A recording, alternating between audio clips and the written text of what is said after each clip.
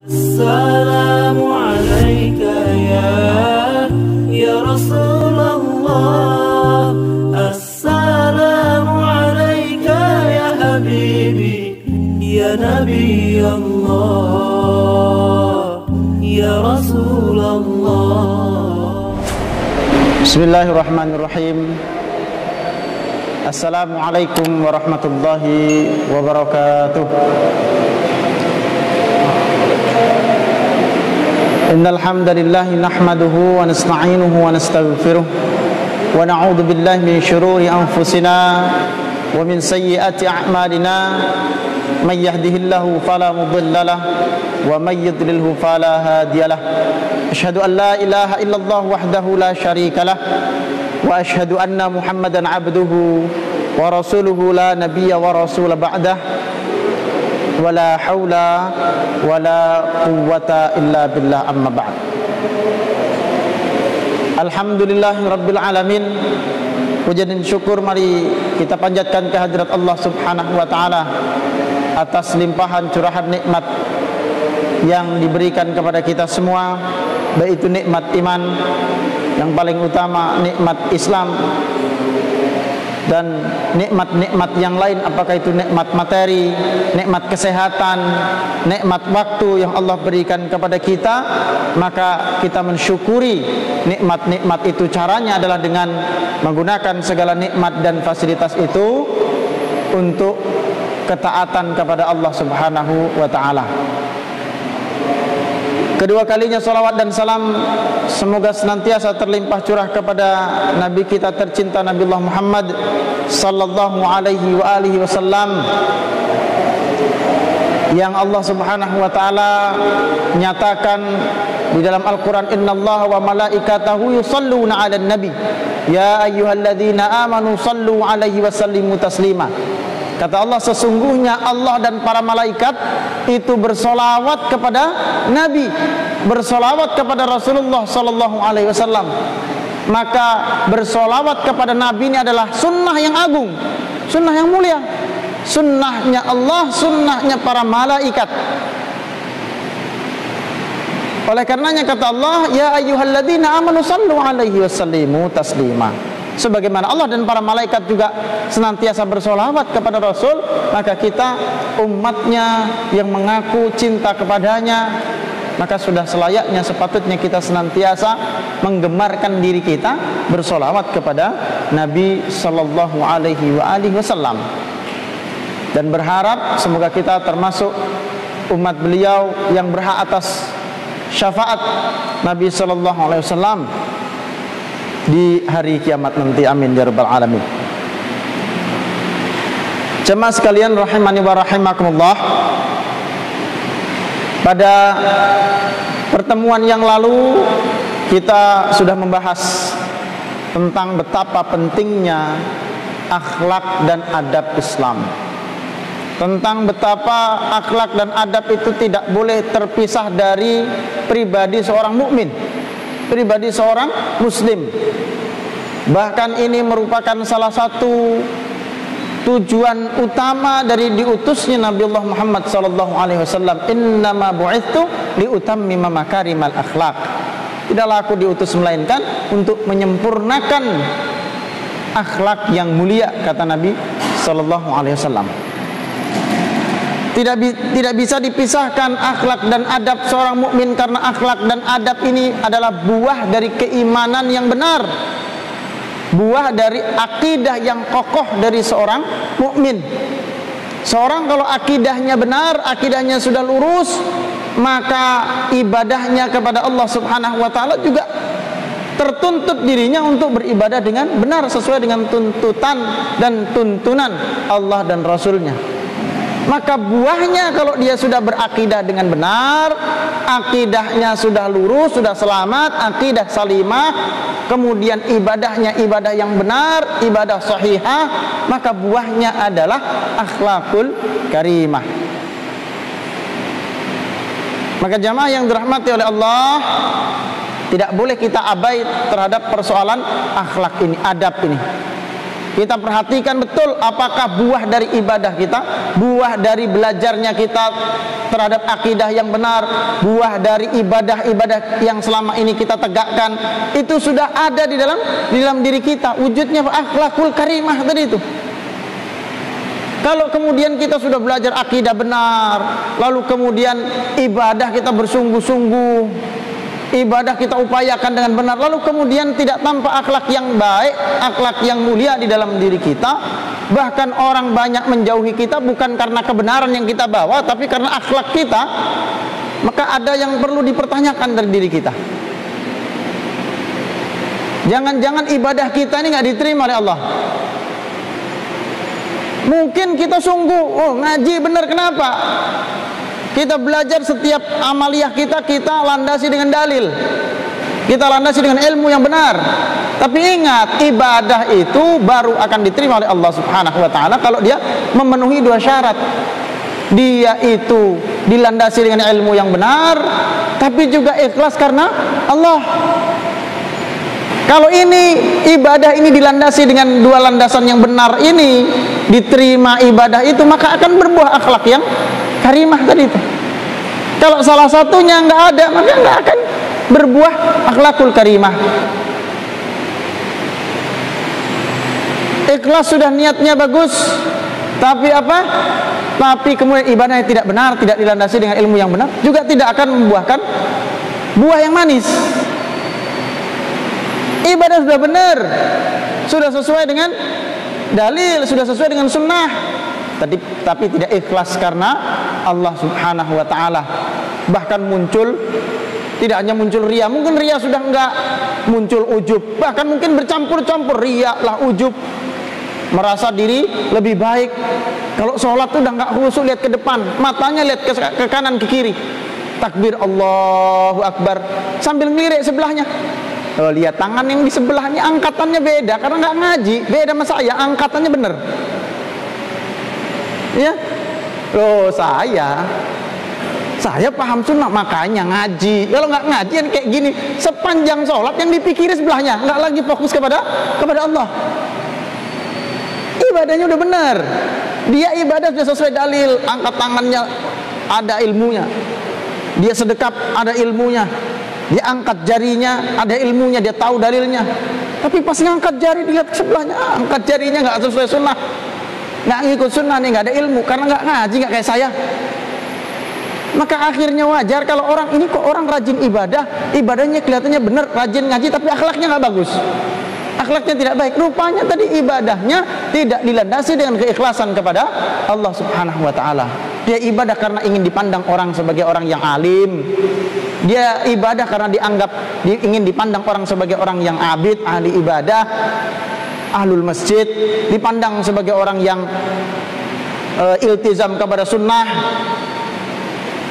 dianggap sebagai orang yang hebat, kokoh dan sebagainya, pujian-pujian dan lain sebagainya. Kemudian dia bangga terhadap dirinya sendiri, itu namanya ujub, sehingga kemudian tidak membuahkan akhlak yang baik. Ini jamaah yang dirahmati oleh Allah Subhanahu wa ta'ala, kita perhatikan ini. Tidak bisa dipisahkan akhlak dan adab Islam, akhlakul karimah dengan pribadi seorang mukmin, seorang muslim yang sudah memahami agama ini dengan benar. Cerminan akidah dan ibadah yang benar itu adalah terwujud di dalam akhlaknya, di dalam kehidupan sehari-hari. Jamaah yang dirahmati oleh Allah Subhanahu wa ta'ala, di antara adab, di antara akhlak yang harus kemudian kita perhatikan, kita fahami benar, ada pada diri seorang muslim, itu ada satu akhlak yang ini juga berhubungan antara seorang hamba dengan Allah penciptanya, atau juga berhubungan antara dirinya, antara seorang hamba dengan hamba yang lain, antara seorang mukmin dengan mukmin yang lain. Yakni apa? Ada sebuah akhlak, yakni akhlak di dalam berprasangka atau dzon di dalam bahasa sunnah, dalam bahasa Al-Quran dan sunnah disebut dzon. Nabi SAW menyatakan di dalam sebuah hadis yang diriwayatkan oleh Imam Bukhari dan Imam Muslim, status hadisnya muttafaqun alaih. Kalau hadis itu muttafaqun alaih berarti sepakat Imam Bukhari dan Imam Muslim bahwa ini sahih, sahih banget sudah kalau muttafaqun alaih ini.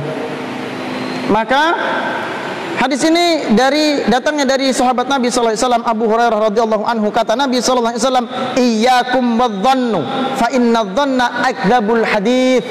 Hati-hatilah kalian terhadap yang namanya dhon, prasangka, karena sesungguhnya dhon itu adalah sedusta-dusta perkataan. Perkataan yang paling dusta itu adalah prasangka, kata Nabi sallallahu alaihi wasallam. Seperti di dalam banyak nasihat Nabi sallallahu alaihi wasallam, Nabi sallallahu alaihi wasallam memberikan nasihat yang ringkas tetapi memiliki makna yang luas dan dalam. Demikian pula hadis ini. Ringkas hadisnya. Iyyakum wadh-dhann, hati-hatilah kalian kepada yang namanya prasangka. Kalau kita tidak bisa mengelola yang namanya prasangka dengan benar ini, maka prasangka kita akan menjadi bencana untuk kita dan untuk orang-orang di sekeliling kita. Bencana macam-macam, bencana sosial itu bisa disebabkan oleh prasangka, bahkan bencana akidah itu juga tersebab oleh prasangka yang keliru. Apa itu prasangka? Sederhananya, prasangka itu adalah keyakinan yang tidak didasari dengan bukti-bukti yang kuat, itu namanya prasangka. Di prasangka itu sesuatu yang diyakini, oh yakin saya, mesti ini begini. Tapi tidak dilandasi dengan bukti-bukti yang kuat, tidak dilandasi dengan ilmu-ilmu yang kuat dan benar, informasi yang akurat. Itu namanya prasangka. Dan Nabi sallallahu alaihi wasallam mewanti-wanti, iyyakum wadh-dhann, hati-hati sama yang namanya dhann alias prasangka ini. Dan prasangka yang paling buruk, prasangka yang paling besar dosanya adalah prasangka buruk kepada Allah Subhanahu wa taala. Berprasangka buruk kepada Allah. Ini akibatnya luar biasa, tentu sudah merusak akidah, lalu kemudian akan merusak mental seseorang. Kalau orang bawaannya prasangka buruk, apalagi prasangka buruknya bukan sama manusia lagi, prasangka buruknya kepada Allah, itu pasti hidupnya tersiksa orang seperti ini. Orang prasangkanya selalu buruk kepada Allah. Setiap keadaan dia selalu prasangka buruk. Padahal Allah Subhanahu wa taala dalam sebuah hadis qudsi mengatakan bahwa ana inda dhanni abdi bi, sesungguhnya aku sesuai dengan prasangka hambaku, kata Allah. Ini Allah yang menyatakan, sesungguhnya aku sesuai dengan prasangka hambaku. Kalau kita katakan, Allah tidak mungkin tolong saya, maka Allah juga akan membiarkan kita tanpa pertolongannya. Kenapa? Kita sendiri tidak yakin sama pertolongan Allah. Sebab utama orang jadi berprasangka buruk kepada Allah karena memang dia tidak mengenal Allah dengan baik, tidak ma'rifah kepada Allah, tidak mengenal sifat-sifat Allah dengan baik, tidak mengenal keagungan Allah Subhanahu wa taala. Ini sebab utama mengapa orang bisa prasangka buruk kepada Allah Subhanahu wa taala. Ya. Bahaya menyaksikan rezeki. Seorang hamba kalau sudah mengatakan besok gimana ya kita makan apa, ini menyaksikan Allah bahwa Allah itu Ar-Razzaq, Allah itu Maha Pemberi rezeki, Maha Pemberi rezeki. Makanya kalau ingin rezeki itu ya datangnya bukan dari bekerja. Rizki itu datangnya bukan dari bekerja. Rizki itu bukan diberikan oleh atasan, bukan diberikan oleh majikan, bukan. Tapi datangnya dari Allah Subhanahu wa taala.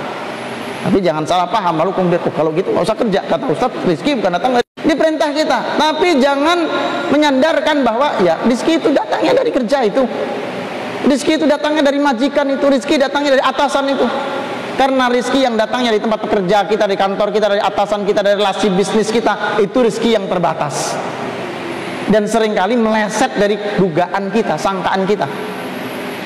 Makanya gimana kata Allah, wa may yattaqillaha yaj'al lahu makhrajan wa yarzuqhu min haitsu la yahtasib. Bertakwa kepada Allah, maka Allah akan berikan jalan dari jalan keluar setiap masalahnya, wa yarzuqhu min haitsu la yahtasib, dan akan diberikan rezeki dari arah yang tidak ia sangka-sangka. Nggak dia hitung-hitung. Kalau rezeki dari atasan, dari majikan, tempat kerja, dari bisnis, kan sesuai hitungan kita. Kita hitung, besok nih kayaknya dapat segini nih. Sering meleset. Dapatnya nih tanggal 10 nih, dapatnya sekian. Sering melesetnya. Maka Allah Subhanahu wa taala mengajarkan kepada kita jangan bergantung kepada makhluk, bergantungnya kepada Allah. Kita ini justru sering banyak berharap kepada makhluk, berprasangka buruk kepada Allah. Ya. Berprasangka buruk kepada Allah. Anaknya datang, "Pak, saya pengen kuliah. Duit dari mana?" "Duit dari Hong Kong." Kan gitu. Ya jelas bukan dari Hong Kong, bapaknya nggak kerja di Hong Kong. Ya. Ini sudah menyaksikan keagungan Allah sebagai Ar-Razzaq, Maha Pemberi rizki. Ini sudah prasangka buruk. Berharap ya, berdoalah kepada Allah, nak. Kan begitu. Kalau ada anak kita minta, "Saya pengen kuliah, Pak." Berdoa kepada Allah. "Kuliah kemana kamu?" "Mau kuliah ke luar negeri, Pak." Berdoa sama Allah, minta sama Allah. Kalau bapak ini nggak siap, nggak kuat memang menguliahkan kamu, tapi Allah Maha Kuasa. Bapak ini miskin, tapi Allah Maha Kaya. Kan begitu. Itu cara kemudian kita berprasangka yang baik kepada Allah Subhanahu wa ta'ala. Orang ragu kepada rizkinya, orang ragu kepada jodohnya, maka Allah pun akan berlepas diri dari dia karena dia tidak berharap kepada Allah. Dia ragu kepada pertolongan Allah. Nah, ini berprasangka buruk kepada Allah. Bahkan kadang ada orang berdoa kepada Allah itu ragu juga sama doanya. Minta banyak-banyak, "Ya Allah, saya minta ini, ya Allah, minta ini dimudah." Ya itu kalau engkau mau sih, ya Allah, gitu. Kita berdoa tapi lalai, nggak yakin sama permohonan kita. Ya namanya berdoa ini ya karena memang kalau habis sholat tuh berdoa lah. Tapi berdoa tuh nggak pakai keyakinan. Ya, nggak kayak kita pas berangkat ke tempat atasan kita mau kasbon, itu kan keyakinannya besar itu. Datang ke atasan, datang ke bos itu mau kasbon minjem duit, itu kan keyakinannya besar. Saya kalau ngomong begini, saya kan nggak pernah kasbon. Saya baru kali ini kasbon, itu pun nggak banyak. Saya yakin pasti diberi.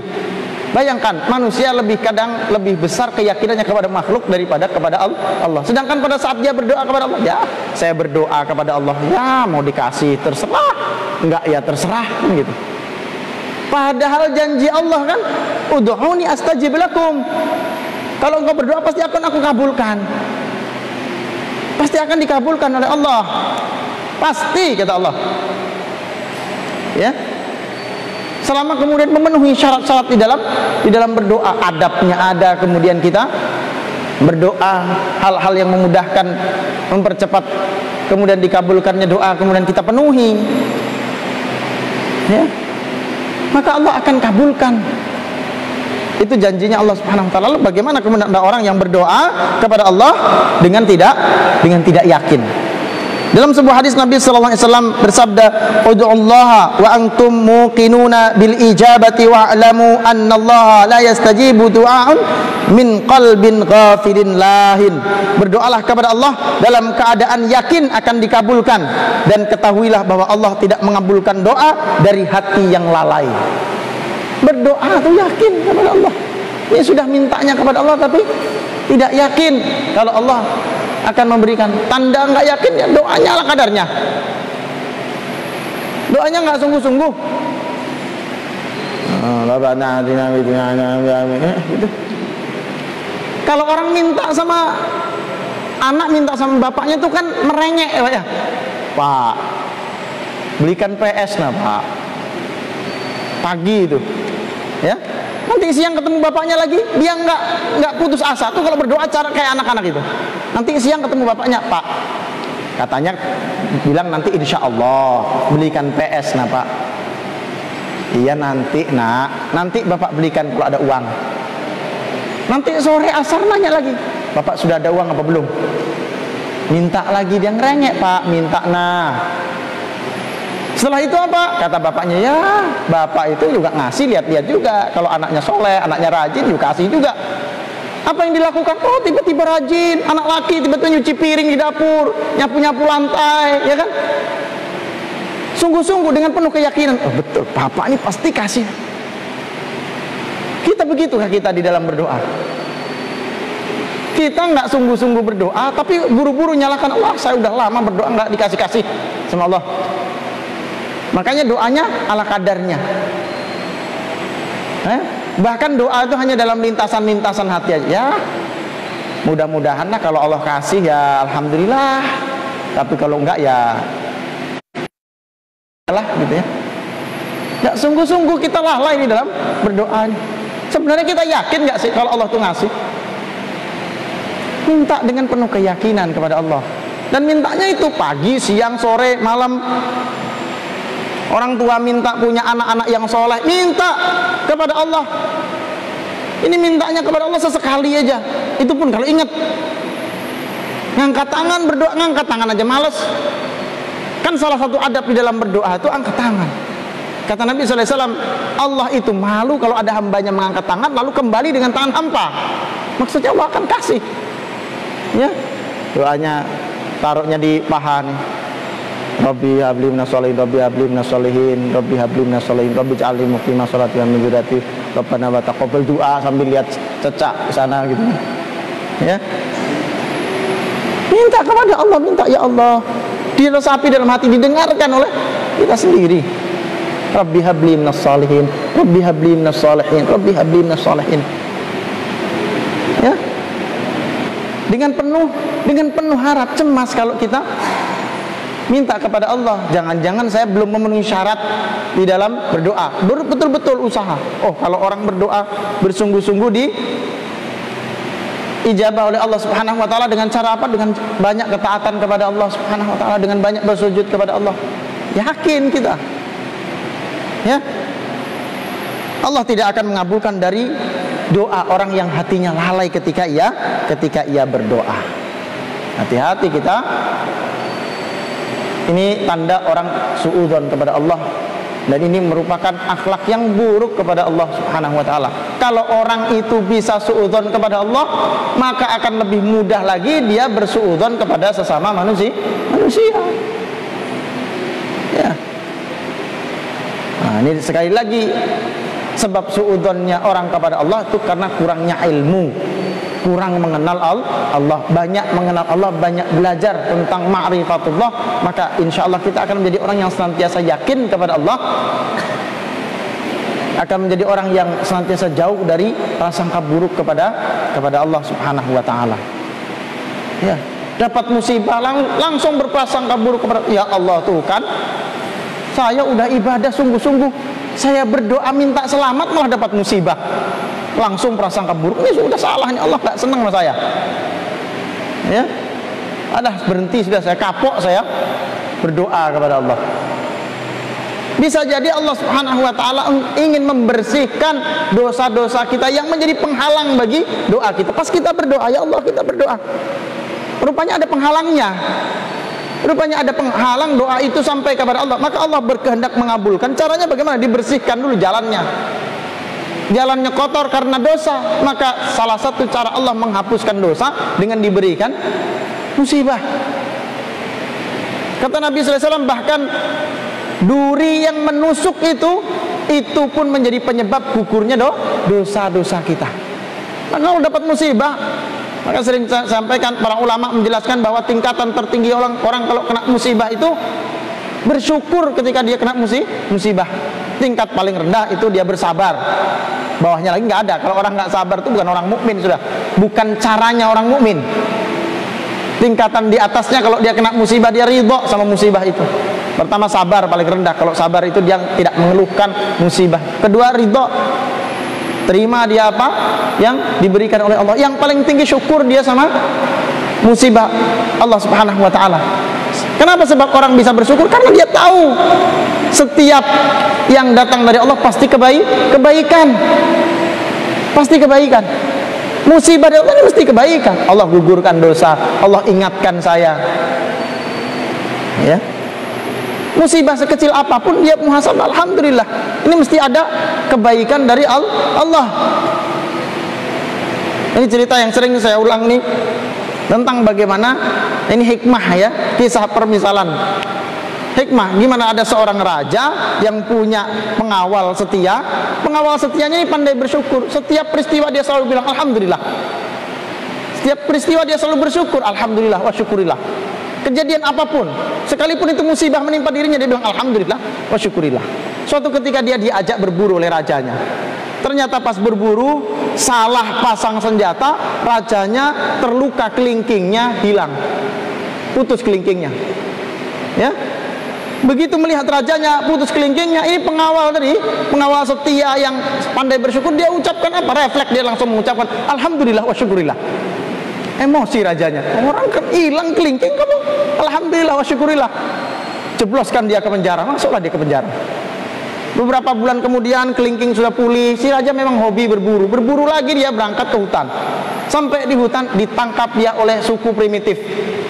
Suku di tengah hutan tinggalnya, yang kebiasaannya makan apa saja yang ditangkap, termasuk makan manusia, kanibal.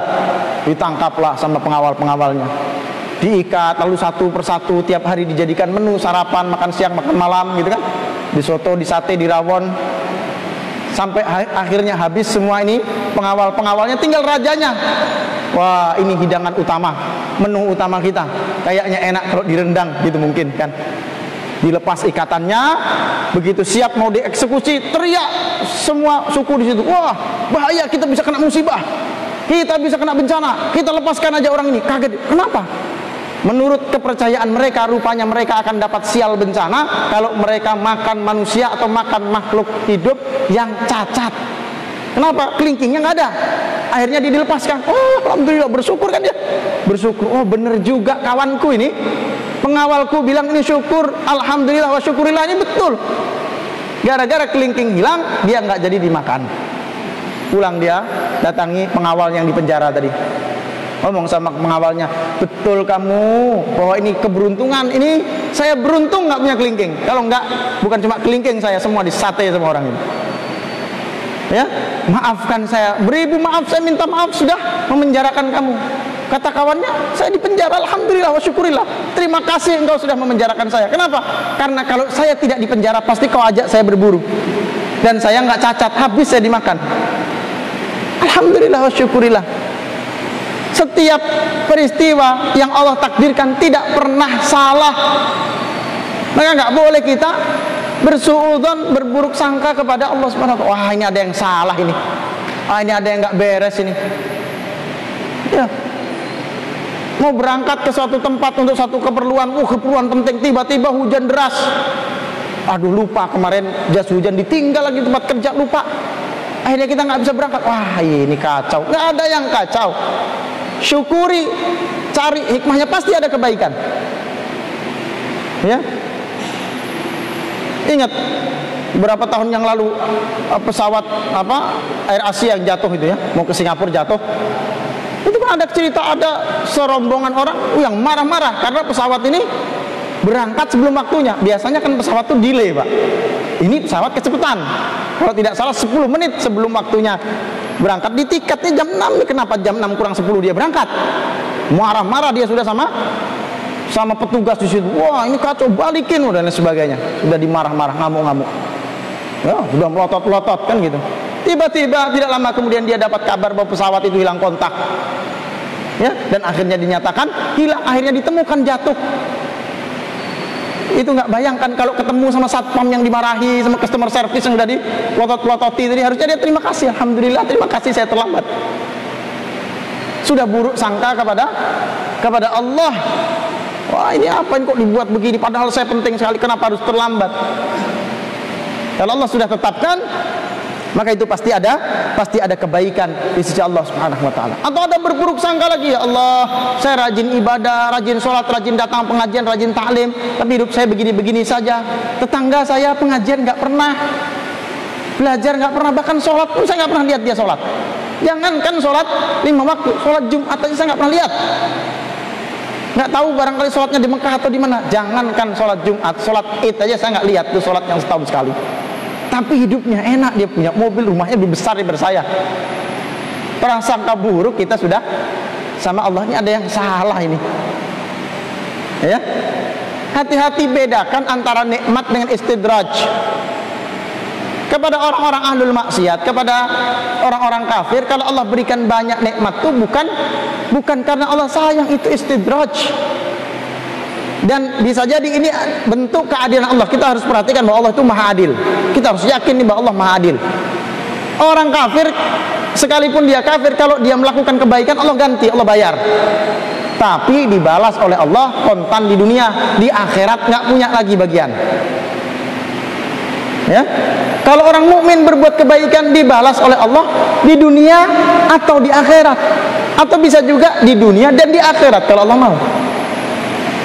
Jangan sampai kita prasangka buruk, ini orang nggak pernah ngaji, nggak pernah sholat, nggak pernah ibadah, tapi rezekinya lebih lancar, lebih baik daripada saya. Prasangka buruk kepada Allah, itu istidraj. Dalam Al-Quran Allah Subhanahu wa ta'ala tegaskan, falamma nasu ma dzukiru bihi fatahna alaihim abwaaba kulli syai' hatta idza farihu bima utu akhadnahum baghdatan fa idahum mublisun. Kata Allah, maka tatkala mereka merupakan peringatan yang telah diberikan kepada mereka, kami pun membukakan semua pintu-pintu kesenangan untuk mereka, sehingga apabila mereka bergembira dengan apa yang telah diberikan kepada mereka, maka kami siksa mereka dengan sekonyong-konyong. Tiba-tiba maka mereka itu terdiam, berputus asa. Ini cara Allah Subhanahu wa ta'ala menghukum orang-orang kafir ahlul maksiat. Cara hukumnya justru seringkali diberikan kenikmatan, ya. Sanastadrijuhum, kata Allah, akan diberikan istidraj. Kalau kata orang itu dilumbar, dibiarkan dia sehingga dia akhirnya terombang-ambing semakin jauh di dalam kesesatannya. Jangan iri kalau sama orang kafir diberi nikmat. Wah, enaknya itu, jangan. Irilah kepada orang yang diberi nikmat oleh Allah dengan kemampuannya dia taat kepada Allah Subhanahu wa ta'ala. Karena dikatakan tidak ada hasad kecuali dalam dua perkara. Hasad apa? Hasad kepada orang yang diberi harta lalu kemudian dia berinfak dengan hartanya itu. Orang diberi ilmu lalu dia beramal dengan ilmunya itu. Itu kita dibolehkan untuk iri. Dibolehkan kita untuk berlomba-lomba dengan mereka itu. Tapi kalau sama dalam perkara-perkara duniawi nggak boleh. Boleh kita bercita-cita, oh saya pengen jadi orang kaya. Kalau saya kaya banyak uang saya bangun pesantren. Kalau saya kaya banyak uang saya akan berinfak. Saya akan berangkatkan umroh kedua orang tua saya, berangkatkan haji. Kawan saya ajak untuk beramal kebaikan, saya akan banyak berinfak dan lain sebagainya, amal-amal kebaikan dengan hartanya itu. Boleh kita bercita-cita seperti itu, tapi bukan untuk berfoya-foya atau menikmati dunia. Karena bagi orang mukmin bukan dunia inilah tempatnya untuk bersenang-senang. Bagi orang mukmin tempatnya bersenang-senang, tempatnya beristirahat, tempatnya menikmati hidangan dari Allah adalah di jannahnya Allah Subhanahu wa ta'ala. Kalau orang mukmin hidup di dunia merasa capek, ya memang tempatnya bercapek-capek, inilah dunia.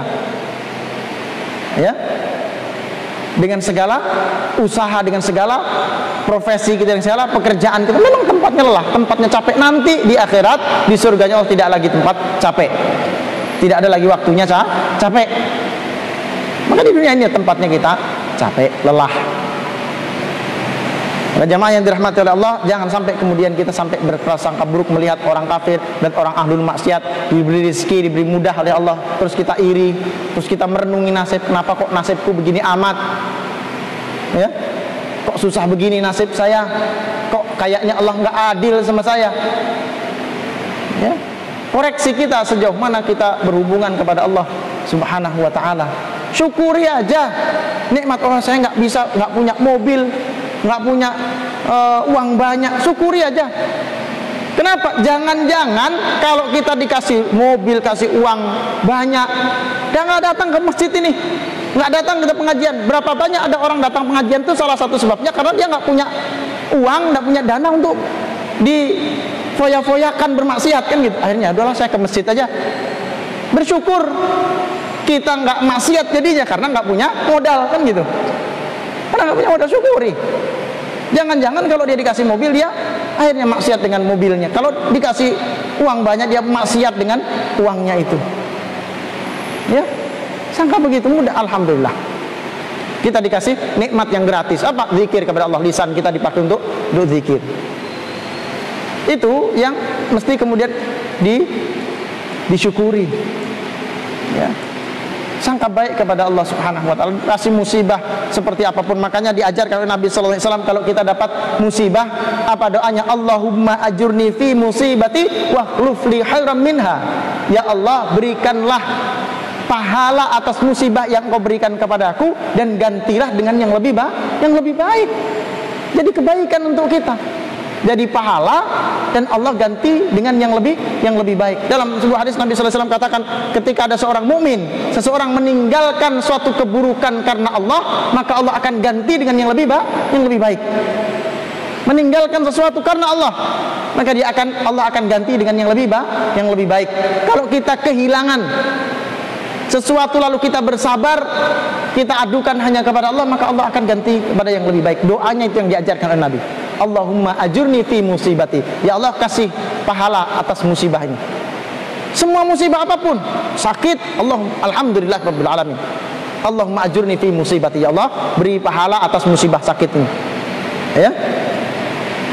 Di jalan naik motor tiba-tiba bannya pecah. Yang lebih baik itu doanya. Alhamdulillah. Jadi syukur, itu kesempatan yang besar kita diberikan oleh Allah saat untuk menggugurkan dosa-dosa kita. Jadi kalau ada yang suka bocor ban terus dorong, itu zikirnya alhamdulillah. Alhamdulillah, alhamdulillah, alhamdulillah, alhamdulillah. Ketemu tanjakan, alhamdulillahnya lebih nyaring. Alhamdulillah, alhamdulillah. Allahu Akbar, Allahu Akbar. Kan sunnah begitu. Kalau Rasul itu kalau jalan nanjak takbir, kan gitu ya. Alhamdulillah, Allahu Akbar, gitu ya. Apa gugur dosa-dosa itu dengan sebab musibah itu? Ini sudah dijelaskan oleh Nabi sallallahu alaihi wasallam. Jadi jangan buruk sangka, ya Allah, sudah nggak bawa dompet, HP ketinggalan, kanan kiri nggak ada tukang tambal ban, dorong, nggak ada orang yang lewat lagi. Baru ada kawan, kenapa? Bocor kabarnya. Oh ya, aku buru-buru duluan ya, berangkat. Astagfirullah, ketemu teman begini lagi.